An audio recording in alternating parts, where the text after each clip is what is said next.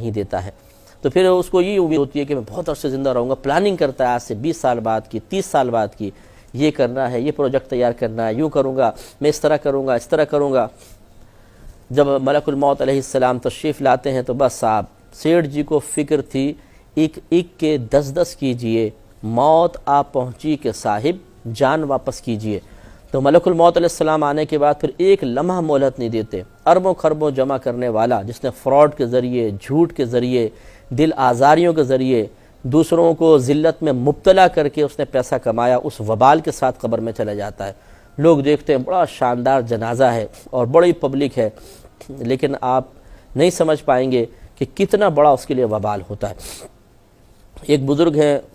نام تو میرے ذہن میں بھی نہیں ہے، لیکن یہ روایت لکھی ہے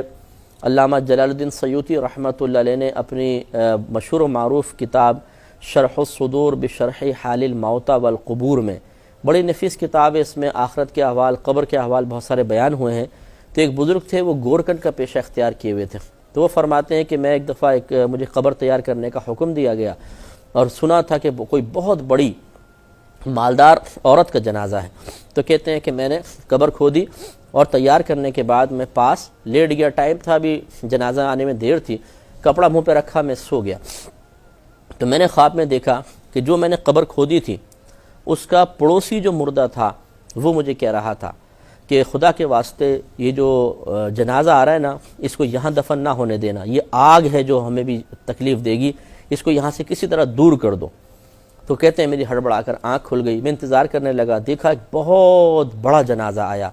اور وہ سنا تھا کہ بڑی مالدار عورت کا جنازہ ہے۔ تو کہتے ہیں چونکہ مردے نے مجھے کہا تھا تو میں نے حکمت اختیار کر کے کسی طریقے سے فٹافٹ دوسری قبر کے اندر اس کو منتقل کروا دیا۔ پھر میں لیٹا، مجھے غنودگی طاری ہوئی تو اس مردے نے میرا شکریہ ادا کیا اور کہا کہ ایک وہ جنازہ آ رہا ہے اسے یہاں پر دفنا دینا۔ میری آنکھ کھلی تو میں نے دیکھا کہ ایک جنازہ ہے جس میں صرف 4 ہی افراد ہیں اور کوئی اس کے ساتھ نہیں، غریب کوئی آدمی تھا، اور بتایا گیا کہ یہ غریب مسافر تھا، ہمارے ادھر آ کے اس کا انتقال ہو گیا تھا، تو ہم نے اس کے سب چندہ کر کے تجہیز و تکفین کا اہتمام کیا اور اس کو لے کر آ رہے ہیں۔ وہ تھا نیک، تو اس کو پھر فرماتے میں نے اس قبر میں دفنایا۔ تو یہ جو مطلب ہمارے ہاں بڑا شور شرابہ ہوتا ہے کہ ایک گندے کام کرنے والا آدمی ہے، فراڈ کر رہا ہے، سود، رشوت، یہ وہ سارے اس نے کام کیے ہیں، لیکن اس کے جنازے میں پبلک بہت زیادہ نظر آتی ہے اور بڑے بڑے لوگ، شخصیات نظر آتی ہیں جن کے نام لیے جائیں تو پوری دنیا شاید ان کو جانتی ہوگی، لیکن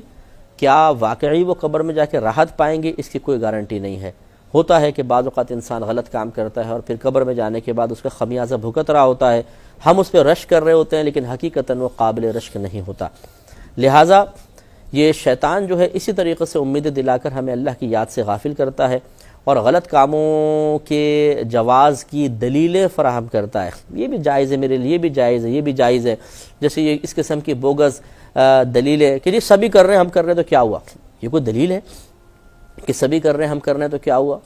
اگر آپ یہ کہہ رہے ہیں کہ سبھی کر رہے ہیں ہم کر رہے ہیں تو کیا ہوا، تو یہ دوسرے کے حق میں بھی قبول کر لیجئے۔ ایک شخص اگر آپ کے گھر میں آ کے ڈاکہ مارتا ہے اور کہتا ہے جی سبھی ڈاکہ مار رہے ہیں کہ میں نے مار لیا تو کیا ہوا، تو آپ کو کہنا چاہیے ٹھیک ہے بالکل صحیح کہہ رہے ہو بھائی، اور ڈاکہ مار لو، لیکن آپ اس کی اس بات کو تسلیم نہیں کرتے بلکہ آپ اسے غلط مانیں گے، موقع ملے گا تو اسے جان سے بھی مار دیں گے اور یا پھر اس کو پولیس کے حوالے کریں گے۔ کیوں؟ اس کے اس قول کو آپ نے قبول نہیں کیا، اس لیے کہ یہ آپ نہیں کہہ رہے بلکہ سامنے والا کہہ رہا ہے، اور آپ اپنے لیے ایک ناجائز کام کو صرف اس وجہ سے جائز قرار دے رہے ہیں کہ دوسرے سب لوگ کر رہے ہیں۔ تو یہ آپ غور کریں گے کہ جب کوئی انسان قرآن و حدیث کو چھوڑ کر کوئی اور راستہ اختیار کرے گا تو ایک وقت آئے گا کہ اس کو ضرور لاجواب ہونا پڑے گا اور اس کے پاس کوئی جواب نہیں ہوگا۔ جب دنیا میں آپ کے پاس جواب نہیں ہے تو خود سوچئے بارگاہ الہی میں حاضر ہو جانے کے بعد کون سی تیزی، تراری، چالاکی آپ کے اندر پیدا ہو جائے گی کہ آپ معاذ اللہ ثم معاذ اللہ تبارک و تعالیٰ کو میں کیا ورڈ یوز کروں کہ اللہ کو مطمئن آپ کر دیں گے۔ چلے میں برا کوئی لفظ استعمال نہیں کرتا ہوں، تو غور کیجئے اور ہمیں غور کرنا چاہیے، یہ آپ ہی نہیں میں بھی غور کرتا ہوں کہ ہمیں ان تمام امور سے بچنا چاہیے کہ جن امور کے کرنے کی بنا پر غفلت میں اضافہ ہوتا ہے اور اللہ تعالیٰ کی بارگاہ میں جانے کے بعد شرمندگی کا سامنا کرنا پڑے گا۔ ایک کویسچن یہ کیا تھا کہ قبر پہ اگر جب ہم فاتحہ پڑھنے کے لیے جاتے تو ہم کس طرح کھڑے ہوں، کعبۃ اللہ کی طرف رخ کریں یا کعبۃ اللہ کی طرف پیٹھ کریں؟ دیکھیں جو علماء نے طریقہ لکھا ہے وہ یہی ہے کہ ایک تو آپ پائتین کی طرف سے آئیں، سرہانے کی طرف سے نہ آئیں، کیونکہ مردے کو مڑ کر دیکھنا پڑتا ہے. جب کوئی آتا ہے نا تو وہ مڑتا ہے، دیکھتا ہے، تو اس کو اذیت اور تکلیف ہوتی ہے. تو پاؤں کی طرف سے آئیں اور اس طرح کھڑے ہوں کہ اس کے سینے کے سامنے ہوں آپ، 4 قدم کے فاصلے پر، اور آپ کی پشت کعبۃ اللہ کی طرف ہو. اس طرح کھڑے ہو کر آپ فاتحہ وغیرہ پڑھیں. اور عام قبور کے اندر تو یہی ہے، لیکن مزارات کے اندر بھی یہی ہے کہ آپ یہ نہیں ہے کہ آپ جا کے قبروں کو چومیں، ان کو چھوئیں 4 قدم کے فاصلے پر. یہ ہمارے اکابرین نے لکھا ہے. ہم ان اکابرین کی تعلیمات کو رد کر چکے ہیں. مزارات پہ جاتے ہیں، حد سے آگے گزرتے ہیں، بے ادبی کا مرتکب ہوتے ہیں، اور پھر تنقید کرنے والے کو حق حاصل ہوتا ہے کہ وہ آپ پر تنقید کرتا ہے. اسی طرح روضہ رسول پر آپ جائیں تو جالی کو ہاتھ لگانا، اسے بوسہ دینا، یہ ہمارے اکابرین نے بے ادبی لکھا ہے. اتنا قریب نہ جائیں، 4 قدم کے فاصلے پہ کھڑے ہوں. کیا یہ کم ہے کرم کہ سرکار نے آپ کو بارگاہ میں بلایا ہے تو دور کھڑے ہو کر ہی فاتحہ پڑھنی چاہیے.